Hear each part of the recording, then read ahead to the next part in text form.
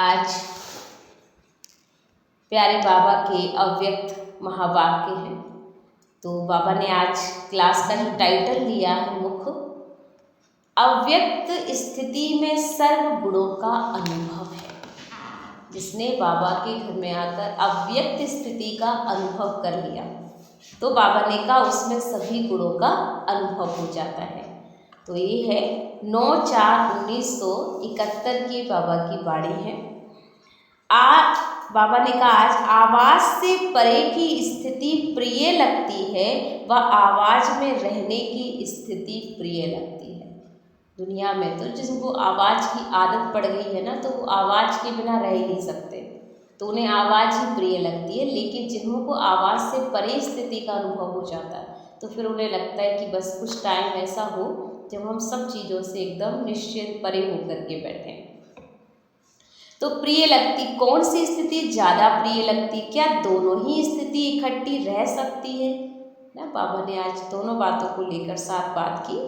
इसका अनुभव है, ये अनुभव करते समय कौन सा गुण प्रत्यक्ष रूप में दिखाई देता है? न्यारा और प्यारा। ये अवस्था ऐसी है जैसे बीज में सारा वृक्ष समाया हुआ होता है। वैसे इस अव्यक्त स्थिति में जो भी संगम युग के विशेष गुणों की महिमा करते हो वह सर्व विशेष गुण व उस समय अनुभव में आते हैं, क्योंकि मास्टर बीज रूप भी हैं, नॉलेजफुल भी हैं। तो सिर्फ शांति नहीं लेकिन शांति के साथ साथ ज्ञान भी, अतीन्द्रिय सुख, प्रेम, आनंद, शक्ति आदि आदि सर्वमुख गुणों का अनुभव होता है। तो न सिर्फ अपने को लेकिन अन्य आत्माएं भी ऐसी स्थिति में स्थित हुई आत्मा के चेहरे से इन सर्व गुणों का अनुभव करती हैं। जैसे साकार स्वरूप में क्या अनुभव किया? एक ही समय सर्व गुण अनुभव में आते थे, क्योंकि एक गुण में सर्व गुण समाये हुए थे। ब्रह्मा बाबा में जो है देख करके सबको जो है अव्यक्त स्थिति के आधार से सभी गुण बाबा में दिखाई देते थे, सब समाये हुए थे। जैसे बाबा ने कहा अज्ञानता में एक विकार के साथ सर्व विकारों का गहरा संबंध होता है, वैसे एक गुण के साथ मुख्य गुणों का भी गहरा संबंध होता है। जैसे बाबा कहते हैं ना, काम विकार आया तो काम से क्रोध हुआ, लोभ हुआ, मोह हुआ, अहंकार हुआ, अनेक प्रकार की चीज़ें उत्पत्ति होती चली गई। सबसे पहला तो देह अभिमान ही होता है, उससे फिर काम वासना उत्पन्न हुई। तो बाबा कहते ऐसे ही जो है कोई एक अच्छा गुण जीवन में हमारे अंदर आ जाता है तो उस गुण से सारे गुण स्वतः आने लगते हैं। तो वो अव्यक्त स्थिति का गुण था। तो गुणों का भी गहरा संबंध है। अगर कोई कहे मेरी स्थिति ज्ञान स्वरूप है तो ज्ञान स्वरूप के साथ साथ अन्य गुण भी उसमें समाये हुए जरूर होंगे। जिसको एक शब्द में कौन सी स्टेज कहेंगे? वो स्टेज है मास्टर सर्वशक्तिमान की स्टेज। बाबा ने कहा उस आत्मा की जो स्टेज होगी वो मास्टर सर्वशक्तिमान की स्टेज होगी। ऐसी स्थिति में सर्व शक्तियों की धारणा होती है। तो ऐसी स्थिति बनाना है, ये है समानता, संपूर्णता की स्थिति। तो ऐसी स्थिति में स्थित होकर सर्विस करते हो। सर्विस करने के समय जब स्टेज पर आते हो तो पहले इस स्टेज पर उपस्थित हो, फिर स्थूल स्टेज पर आओ। इससे क्या अनुभव होगा? संगठन के बीज होते हुए भी अलौकिक आत्माएं दिखाई पड़ेंगी। अभी साधारण स्वरूप के साथ साथ स्थिति भी साधारण दिखाई पड़ती है, लेकिन साधारण रूप में होते भी असाधारण स्थिति व अलौकिक स्थिति होने से संगठन के बीच जैसे अल्लाह लोग दिखाई पड़ेंगे ना, शुरू में भी ऐसी स्थिति का नशा रहता था ना। जैसे सब देखें आपको तो कहें ये तो बिल्कुल अल्लाह लोग हैं, भगवान की बातें करने वाले बिल्कुल अल्लाह का ही स्वरूप है। जैसे सितारों के संगठन में विशेष सितारे होते हैं, उनकी चमक झलक दूर से ही न्यारी और प्यारी लगती है। तो आप सितारे भी साधारण आत्माओं के बीच में एक विशेष आत्माएं दिखाई दो।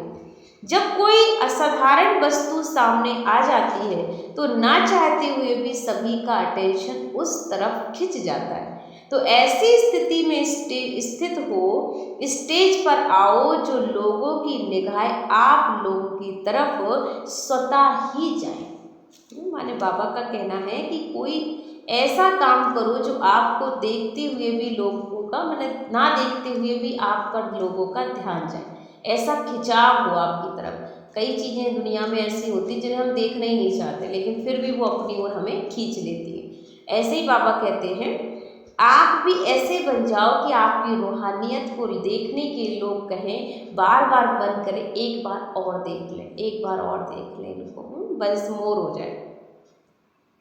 तो आप लोगों की तरफ स्वतः ही जाए। स्टेज सेक्रेटरी परिचय ना दे, लेकिन आपकी स्टेज स्वयं ही परिचय दे। क्या हीरा धूल में भी छिपा हुआ भी अपना परिचय खुद नहीं देता, तो संगम युग पर हीरे तुल जीवन अपना परिचय स्वयं ही दे सकता है। अभी तक की रिजल्ट क्या है मालूम है?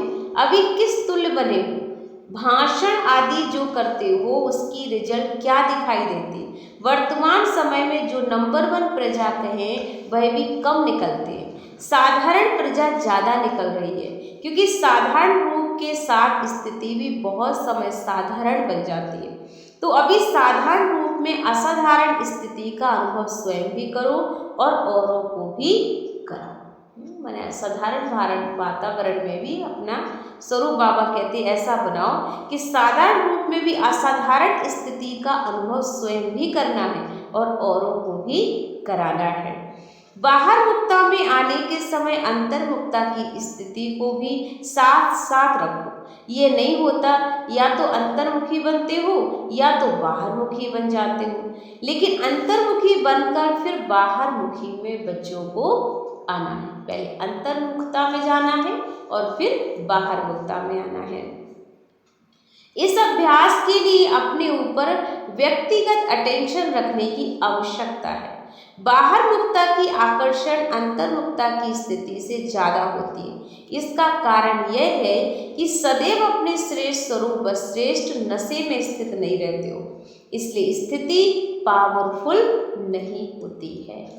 जो हमें स्वरूप अपना याद रखना चाहिए हमेशा ही कि हम देव कुल की आत्माएं हैं, हमें भगवान ने चुना है, हम इतने बड़े कार्य के निमित्त बने हुए हैं, हम भगवान के बच्चे हैं। ये सारे अगर बाबा कहते स्मृतियाँ रहे ना, तो व्यर्थ की स्मृति हमें डिस्टर्ब कर ही नहीं सकती है, इसलिए पावरफुल स्थिति भी रहेगी हमारी। तो नॉलेजफुल के साथ साथ हमें पावरफुल बनकर नॉलेज दो तो अनेक आत्माओं को अनुभवी बना सकेंगे। अभी सुनाने वाले बहुत हैं, लेकिन अनुभव कराने वाले कम हैं, और बाबा चाहता है कि अब सुनाने से ज़्यादा करने का टाइम, जो कुछ है हमें अब करना है। सुनाने वाले तो अनेक होंगे ना, लेकिन अनुभव कराने वाले सिर्फ आप ही हो बच्चे। तो जिस समय सर्विस करते हो उस समय यही लक्ष्य रखो, ज्ञान दान के साथ साथ अपने बाप के गुणों का भी हम दान करेंगे। जो हमने पाया है बाबा से वो हमें औरों को भी देना है। तो ज्ञान दान के साथ साथ हम गुणों का भी दान करेंगे। हमारे हर कर्म से लोगों को सीखने को मिले। गुणों का दान सिवाय आप लोगों के अन्य कोई भी कर नहीं सकता, इसलिए स्वयं सर्व गुणों के अनुभव स्वरूप होंगे तो अन्य को भी अनुभवी बना सकेंगे। कमल पुष्प के समान, बाबा ने कहा खुद अनुभवी स्वरूप होंगे तो औरों को भी अनुभवी स्वरूप बना सकेंगे। कमल फूल के समान बने हो, अपने जीवन का ही एक चित्र दिखाया है ना, कि और कोई भी महारथियों के जीवन का चित्र है, हमारा चित्र है। ऐसे ही कहते हो ना, तो चित्र क्यों बनाया जाता है? चरित्र का ही चित्र बनता है। तो ऐसे बाबा ने कहा चरित्रवान हो तब तो चित्र बनाया है। यह एक ही चित्र है, स्मृति में रख करके हर कर्म में आओ तो सदैव और सर्व बातों में अलिप्त रहेंगे, माने उससे न्यारे रहेंगे, लिप्त नहीं होंगे। तो ये अल्प काल के लिए रहते हो, कितना भी कैसा भी वातावरण हो, कैसा भी वायुमंडल हो, लेकिन सिर्फ यह चित्र भी याद रखो तो वायुमंडल से न्यारे रहेंगे। जो न्यारे रहेंगे वही सबके प्यारे भी बन जाएंगे। तो अभी वायुमंडल का प्रभाव कहाँ कहाँ पड़ जाता है? लक्ष्य बहुत ऊंचा है कि हम 5 तत्वों को भी पावन करने वाले हैं, परिवर्तन में लाने वाले हैं, वह वायुमंडल के वश कभी भी हो सकते हैं। तो परिवर्तन करने वाले होना कि प्रकृति के आकर्षण में आकर परिवर्तन में आने वाले हो, फिर कमल पुष्प के समान सदाकाल रह सकेंगे। तो आज इस ग्रुप का भी कौन सा दिन है? ध्यान से सुनेंगे। बाबा ने आज इस ग्रुप को याद किया कि इस ग्रुप का भी कौन सा दिन है। तो आप थ्योरी पूरी हुई, प्रैक्टिकल पेपर देने जा रहे हो, क्योंकि थ्योरी कल तो बाबा कहते बहुत हो चुका है। सुनना सुनाना या जो भी है लिखना पढ़ना ये सब थ्योरी हो गई है, लेकिन अब बाबा कहते हैं प्रैक्टिकल करने का समय आ चुका है बच्चे। तो अब ये ग्रुप अन्य सभी ग्रुप से विशेष क्या कार्य करके दिखाएगा, कितने समय में और कितने बारिश बनाकर लाएंगी, थोड़े समय में अनेकों को बनाएंगी। इन्होंने वायदे तो बहुत किए, फंक्शन ही वायदे का करते हैं। जितने वायदे करती हो ना, उन सभी वादों को निभाने के लिए सिर्फ एक ही कायदा याद रखना। कौन सा? जीते जी मरना है हमें। हमारा एक ही कायदा है, हमें जीते जी मरना है। बार बार जीते जी मरना होता है क्या?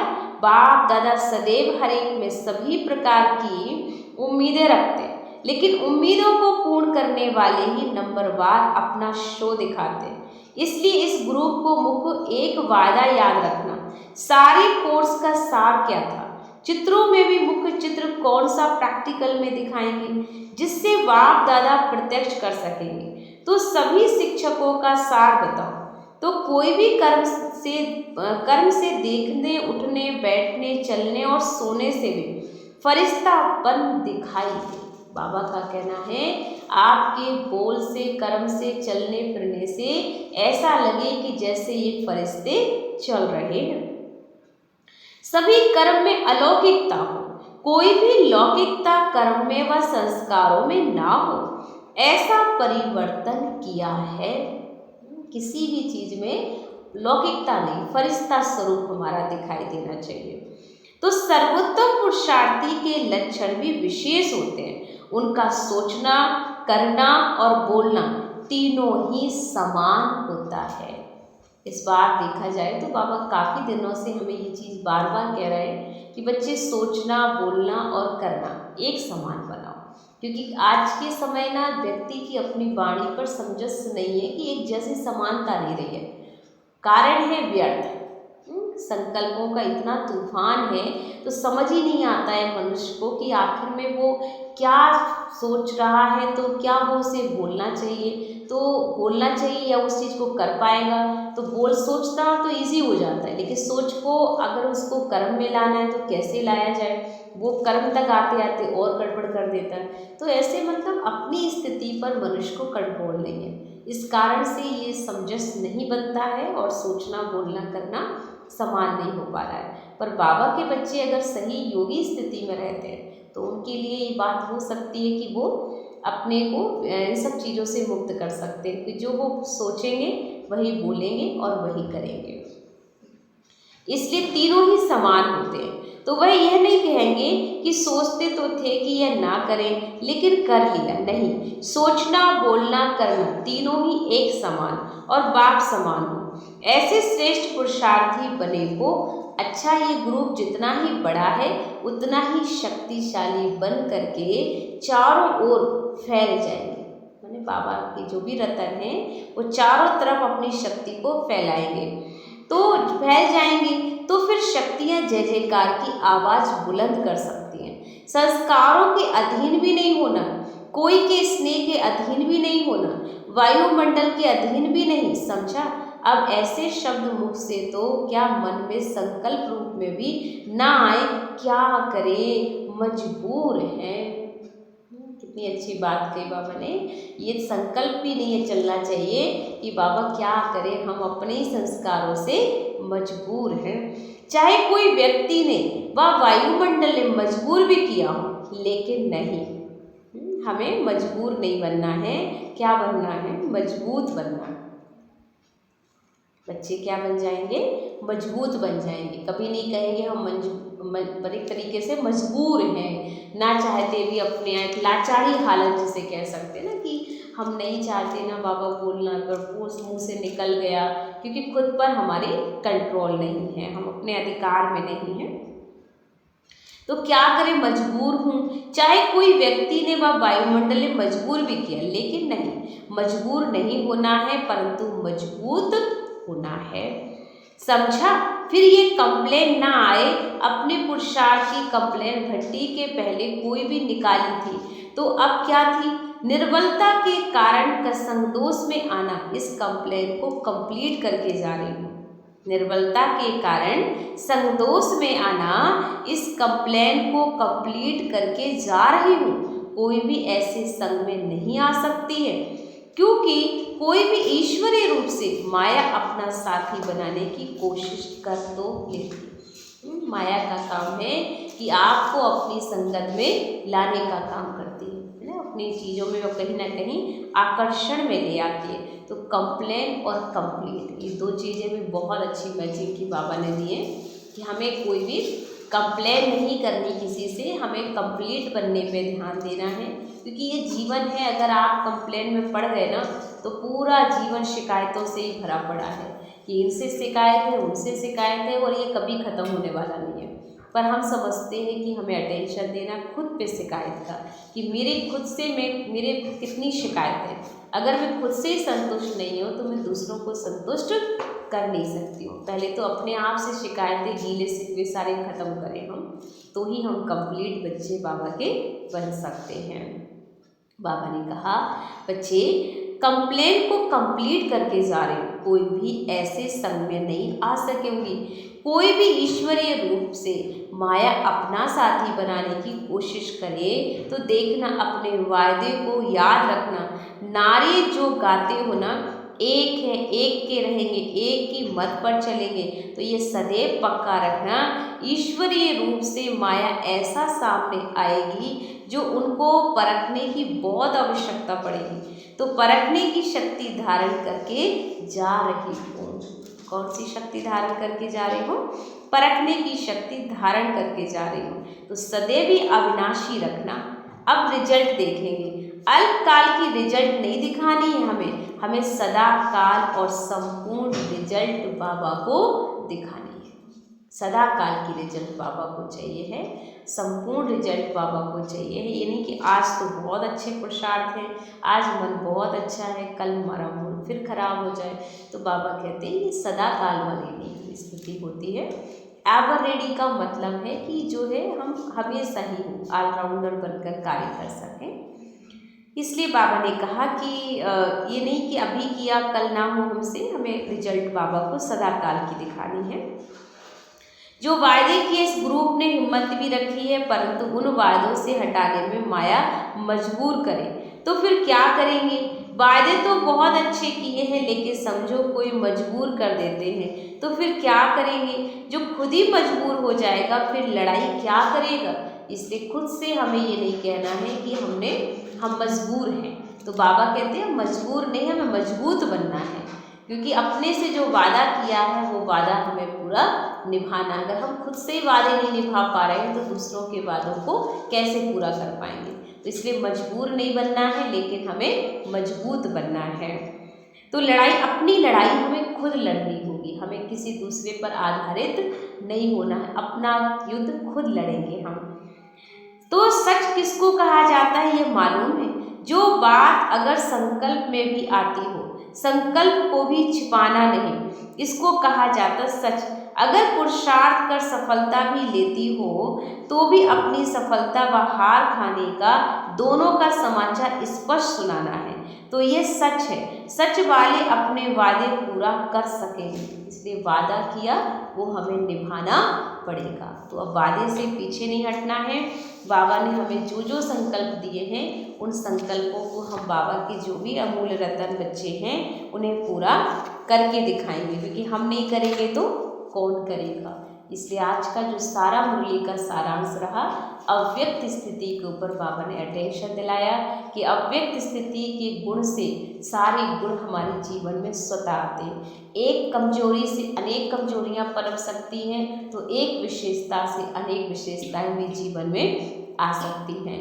तो ये बात बहुत ही स्पेशल है कि हमें अपनी विशेषताओं को देखना है, कंप्लेंट खुद से रखनी है, मजबूर नहीं होना है, मजबूत बनना है। ये सभी बातें बाबा ने हमें आज के होमवर्क के लिए दी है। तो सारा दिन हम चेक करेंगे बीच बीच में कि कहाँ कहाँ ऐसी कंडीशंस आती हैं, उसमें हम कितना मजबूत होकर फेस कर पाते हैं। अपनी लड़ाई खुद लड़ेंगे, दूसरों से फिर हम डिपेंड नहीं रहेंगे कि कोई हमारी हेल्प कर जाए, बेचारे बनकर रहना है।